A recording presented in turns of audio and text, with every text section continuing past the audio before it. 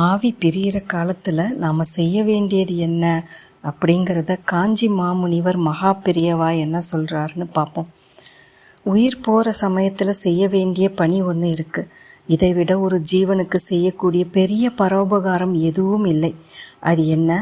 கிருஷ்ண பரமாத்மா அர்ஜுனனிடம் உடம்பு போனாலும் ஆத்மா சாகிறதில்லை. அதனால் ஒரு பெரிய தர்மத்தை உத்தேசித்து நீ யுத்தம் பண்ண வேண்டிய கடமை ஸ்வதர்மம் இருக்கிற போது பந்து மித்திரர்களை கொல்ல மாட்டேன் என்று பின்வாங்குவது சரியில்லை என்று உபதேசம் பண்ணினார். அந்த உபதேசம்தான் பகவத்கீதை. சரி, ஆத்மா செத்து போகவில்லை. உடம்பு போன பிறகு அது என்ன ஆகிறது? எல்லா உயிர்களும் உடனே பரமாத்மாவிடம் ஐக்கியமாகி விடுகிறதா? கிருஷ்ண பரமாத்மா அப்படி சொல்லவில்லை. அந்த உயிர் அதன் கர்மத்தை பொறுத்து இன்னொரு உடம்புல புனர்ஜென்மம் எடுக்கிறது என்று தான் சொல்கிறார். மகா புண்ணியசாலிகள் சொர்க்கத்துக்கு போய் புண்ணிய பலனை அனுபவிச்சுட்டு அது தீர்ந்ததும் மறுபடியும் இந்த பூமியிலேயே மனுஷர்களாக பிறக்கிறாங்க. அப்படின்னா இந்த ஜனன மரண சாகரத்திலேருந்து மீட்சியே இல்லையா? இருக்குது. அதையும் சொல்கிறார். பக்தி யோகத்தாலோ ஞான யோகத்தாலோ தன்னை உபாசிப்பவர்களை மறுபடி இந்த லோகத்துக்கு தள்ளாமல் பரமாத்மாவான தன்னிடமே அடக்கம் பண்ணி கொண்டு விடுவதாக பகவான் சொல்கிறார். பக்தன் ஞானியாகிவிட்டால் செத்துப்போன அப்புறம்தான் பரமாத்மாவிடம் ஐக்கிய ஆக வேண்டும் என்பது இல்லை.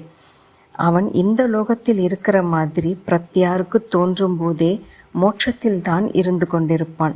சகல துக்கங்களிலிருந்தும் விடுபட சதானந்த நிலைதான் மோட்சம். இப்படி பக்தி யோகம் ஞான யோகம் அபியாசம் பண்ணுவதற்கு பகவான் அத்தியாயமாக வழி சொல்லி கொடுத்து கொண்டே போகிறார்.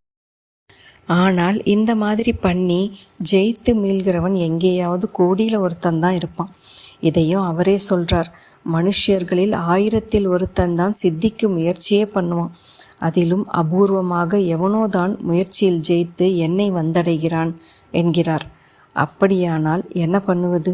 எல்லாவற்றுக்கும் ஒரு குறுக்கு வழி இருக்கிறதே. அந்த மாதிரி சம்சாரத்திலிருந்து விடுபடுவதற்கு ஷார்ட்கட் இல்லையா?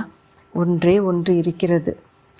பகவான் சொல்லியிருக்கிறார். ஒருத்தன் செத்து போகிற சமயத்தில் எதை நினைத்து கொண்டு உடலை விடுகிறானோ அதையே மறுஜன்மாவில் அடைகிறான்.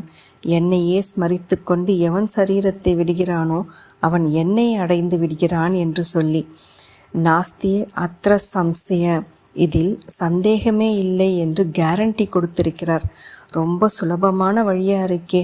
வாழ்க்கை முழுக்க எப்படி குட்டிச்சோராக நடத்தினாலும் அந்திம சமயத்தில் மட்டும் பகவானை நினச்சிக்கிட்டா போதுமாமே. அதனாலேயே இந்த ஜனன மரண சக்கரத்திலிருந்து தப்பித்து கொண்டு விட முடியுமாமே என்று தோன்றுகிறது. ஆனால் பகவான் இங்கே பொடி வைத்து பேசுகிறார். கடைசி காலத்தில் என்னை நினைத்து கொண்டு என்பதற்கு அந்த காலே மாம் ஸ்மரன் என்று சொன்னால் போதும். ஆனால் பகவான் அப்படி சொல்லவில்லை.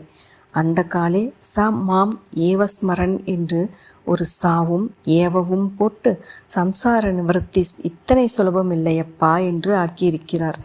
இந்த சாவுக்கும் ஏவுக்கும் என்ன அர்த்தம்? அந்த காலே ச என்றால் சாகிற சமயத்திலும் என்று அர்த்தம். மாம் ஏவ என்றால் என்னை என்று மட்டும் அர்த்தமில்லை, என்னை மட்டுமே என்று அர்த்தம். அவரை மட்டுமே அந்திமத்திலும் ஸ்டடியாக ஸ்மரிக்க வேண்டும். அப்போதுதான் மோட்சம். நம் மனஸ் லகான் இல்லாத குதிரையாக ஓடுகிற ஓட்டம் நமக்கு தெரியும். ஏதோ இந்த க்ஷணம் அது அப்படியே பரமாத்மாவிலேயே தோய்ந்து விட்டார் போல இருக்கும். பார்த்தால் அடுத்த க்ஷணமே அது பீத்து கொண்டு ஏதாவது குப்பை தொட்டிக்கு போய் நமக்கே ஆச்சரியமாக இருக்கும். அவ்வளவு நல்ல சாந்த நிலையில் இருந்தோமே, இது எப்படி அங்கே இருந்து அறுத்து கொண்டு கிளம்பிற்று என்று. ஃப்ராக்ஷன் ஆஃப் செகண்ட் என்கிறார்களே, அந்த அளவு செகண்டில் வீசம்பாகம் கூட இந்த மனசு ஒன்றில் நிலைத்து நிற்க மாட்டேன் என்கிறது.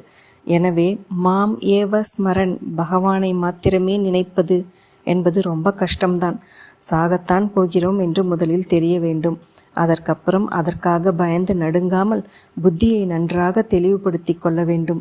அப்படிப்பட்ட தெளிவோடு இந்த க்ஷணம் உயிர் போகிறது என்றால் கூட அந்த ஒரு க்ஷணத்திலாவது ஐகாக்கிரியத்தோடு ஒருமுகமான சிந்தனையோடு பகவானை மட்டுமே நினைக்க வேண்டும். அப்படி ஒரே க்ஷணத்தில் பிராணன் போய்விட்டால் நல்லது. பகவானை விட்டு ஸ்மரணை நகராத போதே உயிரை விட்டு அவனிடமே போய் சேரலாம். ஆனால் இப்படி யாரும் சாக காணோமே. குண்டு போட்டு சுட்டால் கூட ஒரு 5-10 நிமிஷத்துக்கு அப்புறம்தானே உயிர் போகிறது. அத்தனை நாழி அந்த 5-10 நிமிஷமும் பிராண பிரயாணத்தின் மகா அவஸ்தைகளை மறந்து பகவானை ஸ்டடியாக நினைத்து கொண்டு அப்படியே பிராணனை அதன் மூலத்தில் கரைக்கிறது சாத்தியமா?